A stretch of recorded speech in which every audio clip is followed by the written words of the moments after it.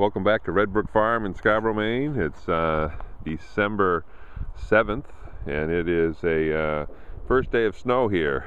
We've had a month. The last 30 days has been 50, 60 degrees. It's been abnormally warm, but things came off chilly, and what you see here is we've wrapped the hives, the colonies for the winter. The black tar paper gives you a little solar gain, adds a little bit of temperature inside the hives, lets the bees break their cluster a little bit, move around for food stores. The bees live all year round, and they cluster in the center frames of the colonies, and they eat honey. We've given them all about 50 to 60 pounds of honey at least, if not more. We started with a lot more, but we've had a very warm fall, and we're expecting to have to feed the colonies later this winter because their stores might be a little light going in.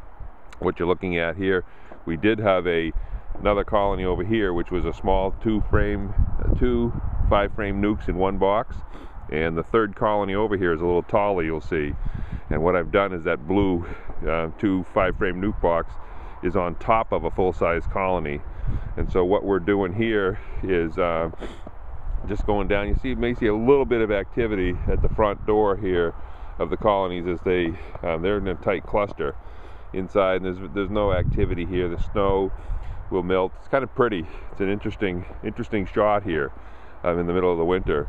What you see here in the front of colony number 2 is you'll see what happens is the bees start to pass away as time goes on over the winter.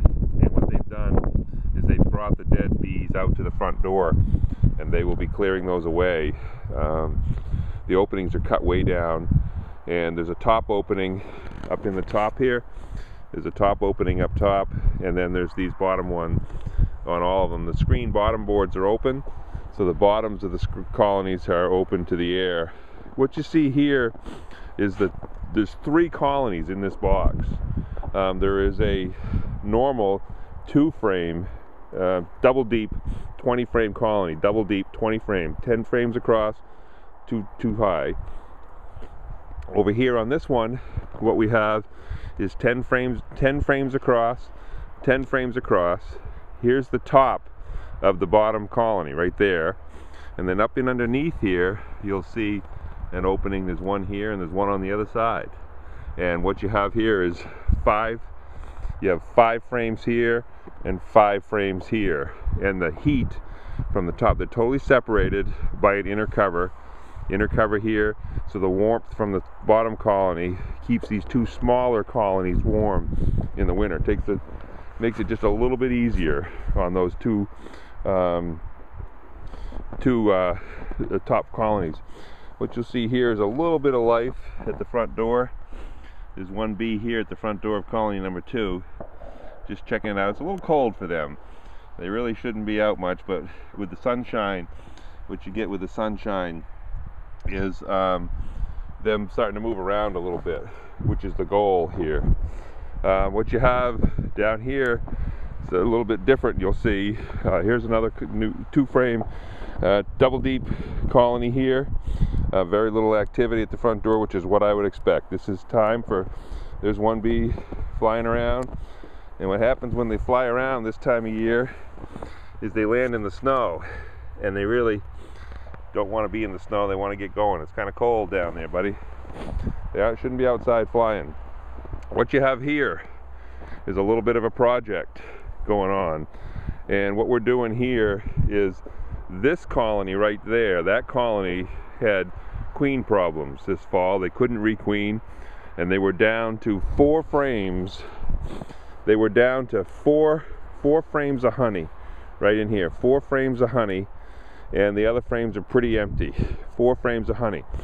So the only thing I can do, I found this week, is to merge the 2 colonies together.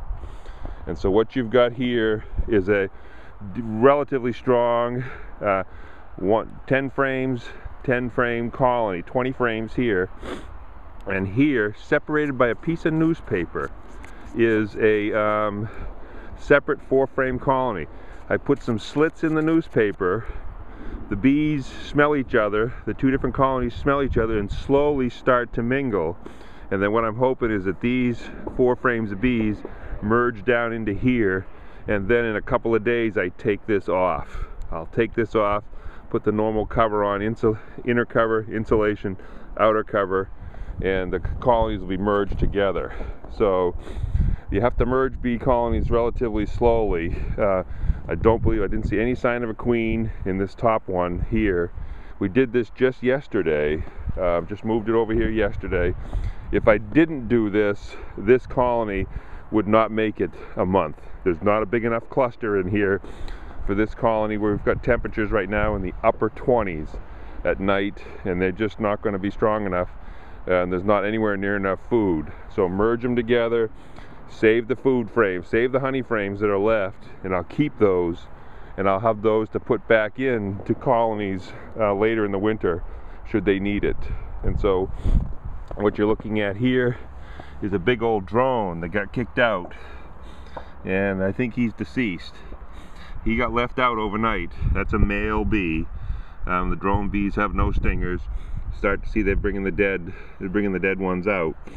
And this one here's a male drone who is got left out. That's what happens at night to the bees in the fall.